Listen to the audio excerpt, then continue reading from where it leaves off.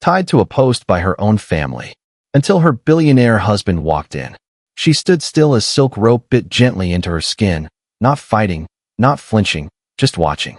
Around her, laughter danced through champagne flutes and designer heels clacked against marble, all of it staged to celebrate a family built on illusion. No one asked why a young woman in a servant's uniform was tied to a decorative post in the middle of a luxury estate garden. They didn't need to. To them, she was part of the performance, a nod to history, a prop for their narrative. But they didn't know what was coming. They didn't see the black car slowly gliding up the drive. They didn't expect the man who would step out in silence, dressed like power, walking like purpose. They didn't realize that the woman they tied to a post was the very person who'd been holding their world together with her silence, her sacrifices, her savings. And when he stopped in front of her, when he reached for the rope, not with rage but precision, their entire illusion began to crumble. Because in that moment, they weren't witnessing a stunt. They were witnessing a reckoning. And it was wearing a suit, carrying a deed, and calling her my wife. Welcome back to Cracks of Light, where stories of pain turn into power and silence becomes strength. If this is your first time here, don't forget to like, share, and subscribe so we can keep bringing you stories that matter. Now let's get into it. She was 5 when the world she knew disappeared in a crash that stole her mother and every last shred of familiarity. The next thing she remembered was marble floors too clean to feel like home, hallways that echoed with quiet judgment, and people who smiled without warmth. The Carver estate was beautiful on the outside, 3 stories of white stone, manicured lawns, and whispered reverence in local magazines, but none of it belonged to her. Not really. They told her she was lucky, a second-chance child, a symbol of their charity. They gave her a room with a canopy bed, clothes pressed and color-coded, lessons in posture, in diction, in silence. They called her Lynette Carver, but never let her forget that she was adopted. Not once did they let her say mom or dad without gentle correction. They didn't yell or punish her openly. Their cruelty wore pearls and spoke in low tones. It showed itself in the spaces she wasn't allowed to fill, the conversations that paused when she entered the room, the Christmas cards where she stood slightly to the side, cropped just enough to seem unintentional. At school, she was told to be grateful for the opportunity. At home, she was told to stay out of the way. Her hair was straightened monthly, her clothes selected to match, not stand out. She was the proof of progress they paraded to guests, the silent, smiling girl who sat politely and said thank you for everything. She was praised in public, pitted in private, and never, not once, truly seen. Clara, the Carver's biological daughter, wore pastel dresses and camera-ready grins, often calling Lynette, our family's little project, with a laugh too polished to feel real. Adrian, the older brother, barely acknowledged her unless instructed. Their mother was all appearances, soft-voiced, always composed, praising Lynette as an example of generosity. Their father, a retired judge, believed in discipline without mess, hierarchy without affection. Lynette learned early that attention came with conditions, and love was a word not meant for her. She stopped asking questions around 8. She stopped trying to belong by 11. By 16, she had perfected the art of being invisible. Her existence was structured, well-dressed, and muted. Her emotions were folded neatly like the napkins she was taught to lay out for guests. Her pain, though real, was not loud. She wrote in notebooks she never showed anyone. She read alone in the garden and pretended not to hear when Clara made remarks about skin tone or charity cases. She stopped reacting. She made herself small. But inside, something refused to die. Not hope, not exactly. More like a quiet refusal to break. Lynette didn't act out, didn't rebel. She studied. She earned every grade without help. She applied for scholarships in secret. She began working part-time at the library downtown, where no one called her exotic or pitiful, just smart or quiet. The only thing she ever stole was her future back, piece by careful piece. And even then, she asked permission first. The Carvers believed she'd never leave, that she owed them more than life could repay. They made sure to remind her in small, practiced ways. A look, a sigh, a joke that wasn't really a joke. She smiled and absorbed it all like wallpaper, meant to fade into the background. What they didn't know was that she wasn't going to live her whole life pressed against their expectations. She had no intention of staying a permanent guest in their story. She was quietly writing her own. That would take years, of course. But every story has a beginning, and this was hers. The girl in the corner of the photo. The one they tried to mold, mute, and forget. The one they called lucky. The one they never saw coming. She never slammed doors or shouted back. She didn't run away, skip class, or get caught doing something reckless just to feel alive. Lynette rebelled in a way that was harder to spot and even harder to undo. She studied. She worked. She disappeared into schedules and deadlines and did everything expected of her, but on her own terms. Her grades were spotless, not because someone hovered over her, but because she didn't want to give them any more reason to question her place. When she got accepted into university, it wasn't through favors or family connections. It was through need-based scholarships, academic merit, and part-time jobs that left her walking home under dim streetlights with sore feet and a backpack that always felt too heavy. The Carvers didn't attend her graduation. Clara had a spa retreat. Adrian sent a text. Their parents mailed a card that said, "Proud of you," with no signature. But Lynette didn't expect anything different. She had stopped expecting a long time ago. She moved into a small apartment above a bakery that smelled like burnt sugar and old coffee. She worked 2 jobs, one as a research assistant and another inputting data for a nonprofit, and kept her expenses low. Most of her money went to student loans and savings, but a portion of it quietly made its way back to the Carvers. When their estate accountant disappeared with tax documents mid-audit, Lynette offered to help sort it out. She cleaned up the mess in silence. When Judge Carver's personal files got flagged for discrepancies, she stayed up 2 nights straight fixing it before it became a problem. When Clara's boutique startup dipped into red, Lynette redirected a donation to cover payroll through a foundation she technically didn't own. No one thanked her. No one asked why. They just assumed things always worked out. And they did, because Lynette made sure of it. She didn't need recognition. She needed distance. But distance doesn't mean disconnection. She still heard their voices in her head when she applied for grants, when she stepped into rooms filled with people who didn't look like her or expect her to speak. She still carried the weight of their expectations like an invisible anchor, pulling against her every time she tried to stand tall. That anchor began to loosen the day she met David. It was at a tech conference in a rented hotel ballroom where the coffee was burnt and the air smelled like polyester suits and over-rehearsed pitches. Lynette had just finished a presentation on microgrant data analytics.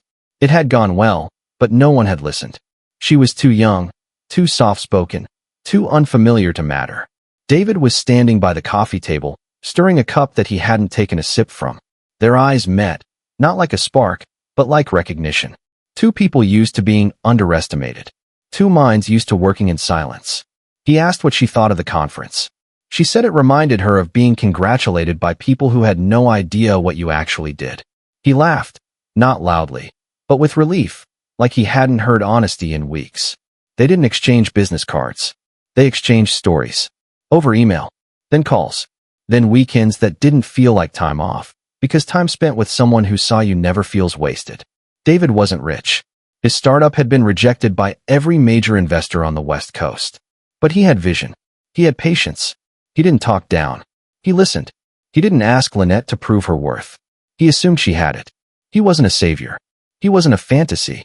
He was a man who knew the weight of building something from nothing. He was exactly what she had never been allowed to believe she deserved.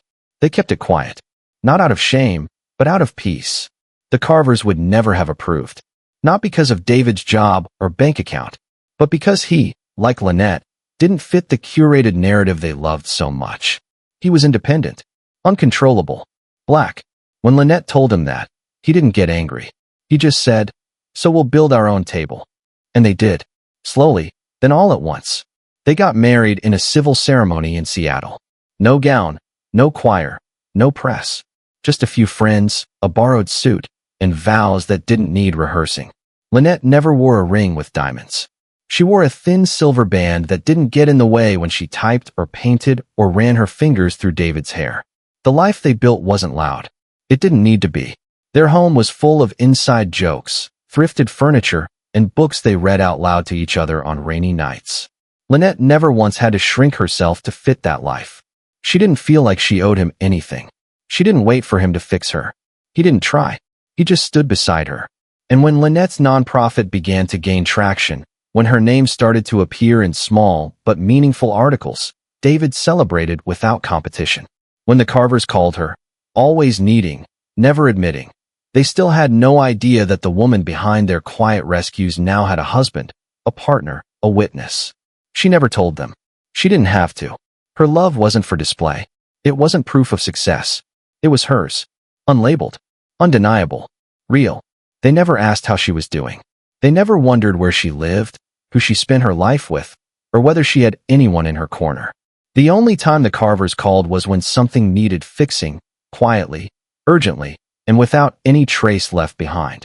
At first, it was little things. A misplaced receipt. A suspicious audit. A vendor threatening to go public.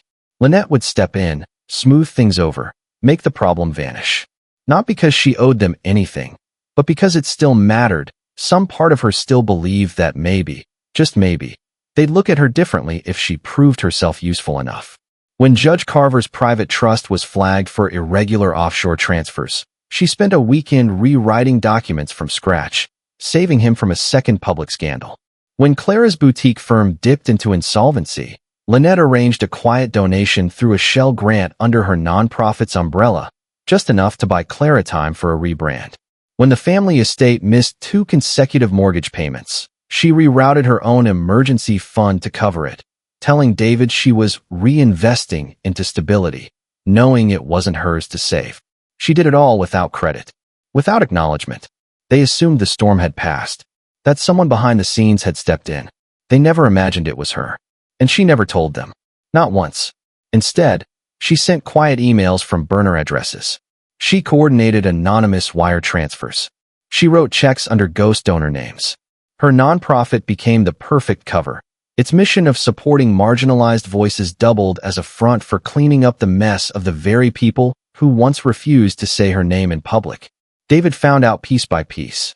He noticed withdrawals that didn't match invoices. Transfers that never returned. One night, after a long silence, he simply said, "They don't deserve that from you." Lynette didn't argue. She just looked at him and said, "It's not about deserve." But it was. Deep down, it always had been. Some part of her still wanted to be seen not as the girl they adopted, but as the woman who saved them. Some part of her believed that if she held the house together long enough, they'd finally open the door. What she didn't realize was that the door had never been locked. It had just never been opened for her. The more she gave, the more they expected. Her name was still absent from gala invitations. Her image still missing from newsletters. Her voice still excluded from board meetings. But her money moved through every corner of the estate. When Meredith bragged about new sponsors, she didn't know they were Lynette's contacts. When Adrian made a press statement about legal grants, he didn't know the fund's founder was the sister he never claimed. Judge Carver, ever composed, still delivered speeches about family values while his debts were quietly buried under Lynette's name. Not one of them knew. Not one of them asked. She became a ghost with a bank account, a silent investor in the narrative of a family that only ever remembered her when things broke. The worst part wasn't the ungratefulness. It was the entitlement. They didn't see her as someone who chose to help. They saw her as someone who was supposed to. As if charity could be repaid with servitude. As if the roof they gave her as a child now gave them permanent claim to every good thing she had built. Clara once left her a voicemail saying, "If you truly care about this family, you'll make it right." As if Lynette was the one who ruined things. As if it was her job to clean up the mess and smile while doing it. Adrian once sent her a list of tax documents with a single line, "Need this filed by Friday. Thanks." No greeting. No explanation. No acknowledgement. Just an order. She completed it anyway. Not because he deserved it, but because she wanted to finish what she started. Because she was tired of unfinished wounds. But the truth was, she was starting to unravel. Slowly. Quietly. In ways even David couldn't fully see. She stopped painting. She forgot birthdays, including her own. She answered calls on the first ring, even during dinner. She kept thinking if she just did one more thing, wrote one more check, fixed one more crisis, maybe this time it would be different. It never was. One evening, David asked her, "What do you think they'd do if you stopped?" Lynette didn't answer. She didn't have to. They'd call someone else. Or they'd let it all collapse and still blame her. That was the truth. And finally, she was starting to accept it. She wasn't holding the house together for them. She was doing it to prove to herself that she could, that she had become more than what they made her feel like.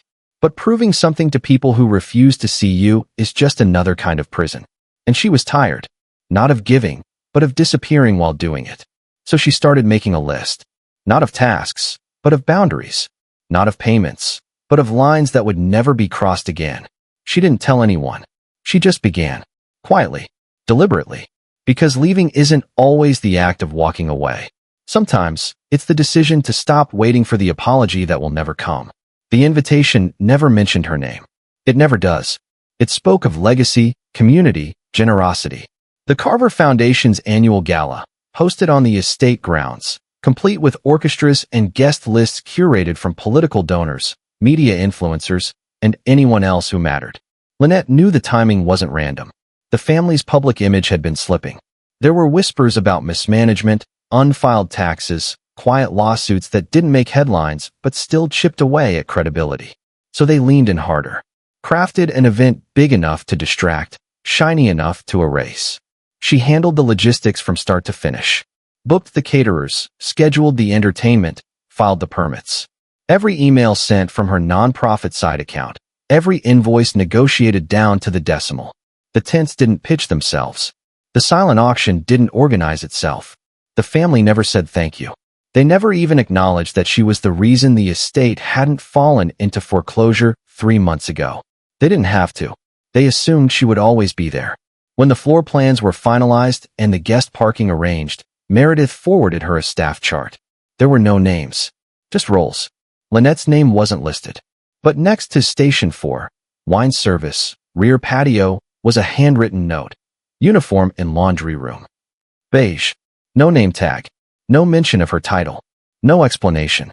Just an outfit to match the tablecloths. She didn't say anything. She didn't need to. The message was clear. This event wasn't for her to attend. It was for her to serve. And maybe, just maybe, they still thought she should be grateful for the chance. She picked up the uniform and folded it over her arm like it was any other task. David watched her do it. He didn't ask questions. Just said, "Still want to go through with this?" She nodded once. Let them show their true faces. That morning, the air was thick before the sun even fully rose. Lynette got dressed without looking in the mirror. She tied her hair back. She memorized the chart. She moved through the kitchen while the rest of the staff buzzed around her, never looking twice. She was invisible by design. She knew the roles. She'd been playing one since she was 5. Guests arrived in waves of muted linen and tailored smiles. The music started before the speeches. Crystal clinked. Laughter rose in small, polite bursts. Meredith glided across the lawn in a dress that matched the florals. Adrian shook hands with donors, nodded at every camera. Judge Carver raised his glass with the rhythm of a man who had never been questioned. Their mother offered air kisses and whispered reminders. Lynette moved from table to table, refilling flutes, folding napkins, adjusting centerpieces no one noticed were off. No one looked at her directly. A few gave her orders without turning their heads. One guest, a man in a white blazer and practiced grin, said, "Didn't expect the help to look so exotic tonight." She said nothing. She had learned a long time ago that silence made them more comfortable than truth ever did. She was crouching near a fountain, adjusting the placement of floating candles, when the glass broke. A woman had dropped her wine flute. It shattered at Lynette's feet. Lynette moved instinctively, kneeling to gather the shards. The woman apologized half-heartedly. Before Lynette could answer, Meredith's voice rang out across the patio, sickly sweet. "Don't worry. She's used to cleaning up after others." The laughter that followed was small and sharp, like a paper cut. Lynette stood up slowly, slivers in her palm, blood beginning to rise. No one looked concerned. She walked toward the catering tent, washed her hand, wrapped it in a paper towel, and kept moving. The break, the real break, didn't come with the glass. It came minutes later. The judge stood, wine in hand, signaling for silence. "We'd like to do something symbolic," he said, eyes glinting with the satisfaction of someone sure he's doing something clever. A little gesture. A moment to reflect on the burdens of the past. He looked directly at her. "What do you say, Lynette? Up for a performance?" She didn't answer. She didn't move. 2 young staffers approached her from either side. They didn't know the context. They were just following instructions. "We'll make it quick," one whispered. She didn't resist. She let them guide her to the fountain where a decorative wooden column stood, part of some faux historical installation meant to evoke grandeur. The judge handed one of them a length of silk rope. Lynette turned, placed her back to the column, and let them tie her wrists. The fabric was soft, the knot loose. But the gesture was loud. Her dress hung limp. Her bare arms gleamed under the sunset. She stood, silent and still, while the crowd murmured. A few phones came out. Not out of cruelty, they'd say later, but because they didn't understand. Meredith giggled. Adrian smirked. The judge raised his glass. A reminder, he said, of how far we've come. More laughter, more clinking. But Lynette didn't blink. She stared at the horizon. At nothing. At everything. Her wrists burned, not from the rope, but from everything that came before it. And still, she stood. She had given them years. Paid their debts. Saved their legacy. And in return, they made her a display.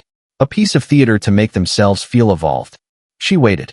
Not because she couldn't act, but because she knew exactly what came next. And when the engine's sound cut through the music, low, clean, deliberate, she didn't turn her head.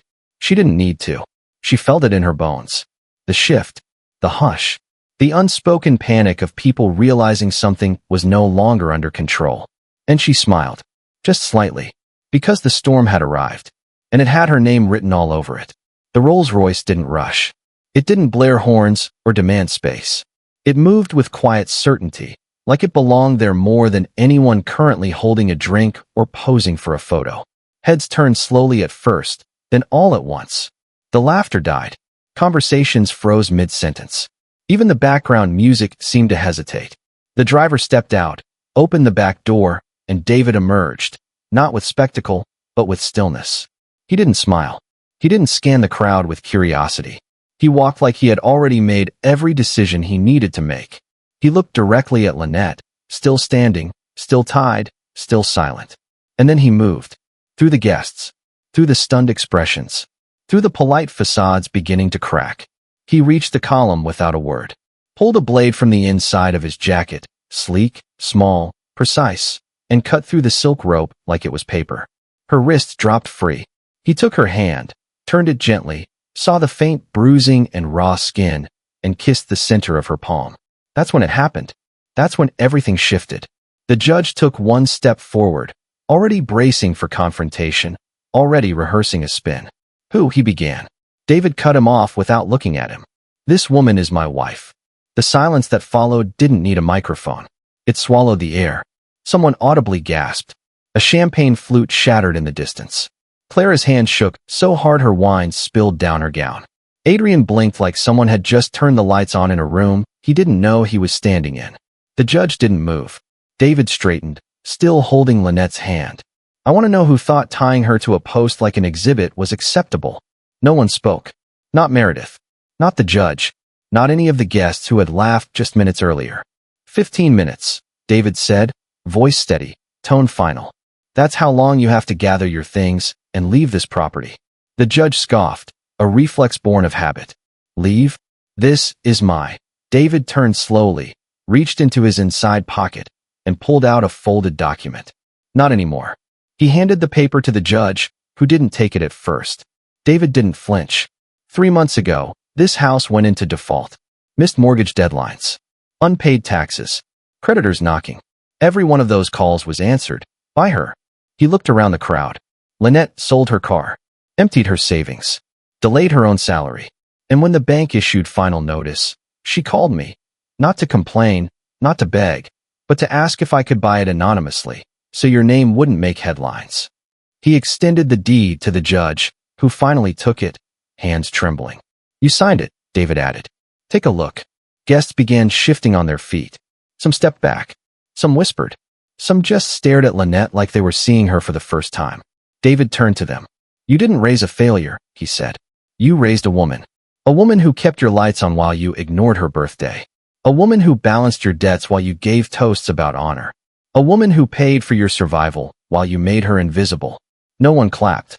No one objected. There was nothing left to defend. The judge opened the document, scanned it, looked up, then down again, as if the paper might rewrite itself if he blinked hard enough. His wife reached for it, eyes wide. Her lips parted, but no sound came out. David turned back to Lynette. You gave them everything, he said, and they tried to make you small. Lynette stepped forward. Her voice was calm, level, practiced in silence, but steady in truth. I didn't do it for them. I did it because I believed family meant something. I thought if I could hold this house together, maybe they'd hold me back.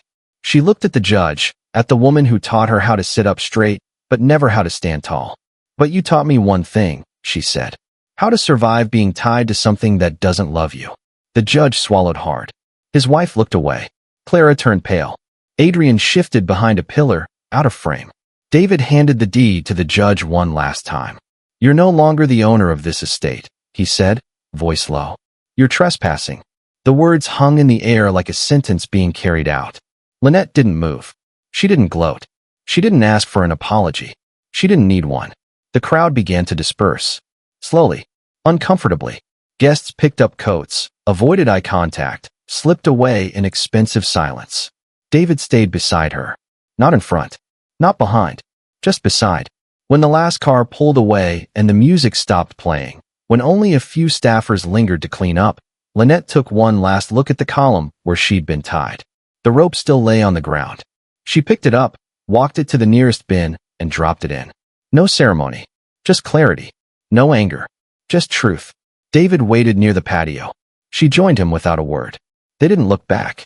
Because what was behind them no longer held anything that mattered. The house was quiet after they left. Not empty, quiet. Not the cold, sharp silence Lynette had grown up with, but a different kind. The kind that didn't expect her to apologize for taking up space. She didn't walk through it like someone claiming territory. She walked like someone meeting a version of herself that had been waiting all along. David didn't say much. He didn't need to. They started with the rooms that carried the most noise. The formal dining room, where she had once stood 2 steps behind, holding plates for people who wouldn't meet her eyes. The long table was cleared, the high-back chairs stacked in storage. The walls, once lined with framed family portraits that never quite included her, were stripped bare. She didn't burn them. She didn't break anything. She just turned them face down and boxed them away. The house didn't protest. It creaked a little less, breathed a little more. They painted over the beige. Not with statement colors, but with softness, greens and blues and muted tones that felt like breath. The guest rooms became reading rooms. The study became an art space. David built shelves. Lynette filled them with jars of paint she hadn't touched in years. She didn't rush to paint sunsets or symbols. She painted what she saw from the back patio, the tree line, the sky when it changed moods, the crooked column they'd pulled down and replaced with a small wooden bench. She didn't need to prove anything to the house anymore. It was hers now, and it knew. Dinner happened at a different pace. No place settings, no scripted conversation. Just food, candles, and whatever music they felt like hearing that night. They laughed, not because everything was perfect, but because the weight wasn't there anymore. Lynette didn't flinch when she spoke. She didn't measure her tone. She didn't watch herself from the outside. She just said what she felt, and David listened the same way he always had, with his whole attention, not as a courtesy, but as instinct. They took down the chandelier. The one Meredith used to brag was imported. It didn't break. They donated it. In its place, they hung paper lanterns they found at a night market. They weren't valuable, but they were warm. Lynette stood barefoot in the kitchen one morning, holding a cup of coffee David had handed her without words, and realized she hadn't braced for anything in days. No glances. No corrections. No cold silences pretending to be calm. Just breath. Just morning. Just life. In the attic, they found her old notebooks, dusty, shoved behind holiday boxes, pages warped by time. She opened one and saw a list she'd written when she was 12. Things I'll do when I'm free. It wasn't dramatic. It said things like paint in the living room, wear my hair how I want, dance at night without closing the door. She didn't cry. She just smiled. David looked over her shoulder, read the list without asking. Let's start with paint, he said. And they did. Slowly. Room by room. Not to cover what was, but to build what could be. No one called. Not the carvers. Not the guests. Not the photographers. The silence from them wasn't painful anymore. It was permission. Permission to move on without them. Permission to exist without constantly checking if she was too much. They planted a small garden behind the kitchen. Nothing extravagant, just herbs, flowers, and a fig tree she wasn't sure would survive. She didn't care. She just wanted to watch something grow without fear. One evening, David came home and handed her a small silver key. "Cabin," he said. "Upstate. Just trees. Just us. For when this place feels heavy." She held it for a while. Not because she planned to leave, but because knowing she could made all the difference. That night, she sat on the back steps and watched the yard. It no longer looked like a stage. It looked like soil. She let herself rest in it. Not as the girl who endured, but as the woman who stayed. Not out of revenge, but to reclaim what was always hers. Not a house. A life. A space where no one had to disappear to feel safe. A place where freedom didn't need permission. Just presence. Just her. The envelope came on a Tuesday, thin and perfumed, addressed in gold lettering to Miss L. Carver's. Not her name. Not even close. She opened it without hesitation. Clara was getting married. Destination wedding, beachfront venue, designer, everything. The kind of event curated more for press than people. The invitation didn't mention Lynette's name in the guest list. It referred to her as extended family. There was no apology, no acknowledgement, just a line at the bottom requesting RSVP by the end of the month. She didn't feel angry. She didn't feel much of anything. David found her sitting at the kitchen counter, the envelope in one hand, a photo in the other. It was the one from the Global Innovation Conference, where they'd stood together, arms around each other, grinning under stage lights. Lynette flipped the photo over and picked up a silver pen. She wrote in clean, steady cursive, "From the useless girl you raised. Thank you for setting me free." She slid the photo into the return envelope, sealed it, and dropped it off without ceremony. She never heard back. She didn't expect to. What mattered was that she'd finally answered a question they never had the courage to ask. Her life now wasn't glamorous. It wasn't loud, but it was hers. She woke up to sun, not silence. She made coffee without wondering if someone was watching. She painted in the living room with the music too loud and the windows open. Some mornings, she walked barefoot across the garden just to feel the earth. Some afternoons, she danced in the hallway with David laughing behind her, pretending not to record it. She wasn't rebuilding from ruin. She was starting over from choice. She didn't measure herself against anyone's expectations anymore. Not the Carvers, not society's, not even her own younger self. She didn't need to be forgiven. She didn't need to be admired. She just needed to be. And she was. Fully. Quietly. Unapologetically. When people asked her what changed, she didn't give speeches. She didn't retell the night by the fountain or the silence that followed. She simply said, "I stopped asking for permission to exist." That was enough. That was everything. And if this story moved you, if it made you think of the strength it takes to choose yourself over expectation, don't forget to like, share, and subscribe to Cracks of Light. Because sometimes, the most powerful stories are the ones whispered through survival, and we're here to tell every last one.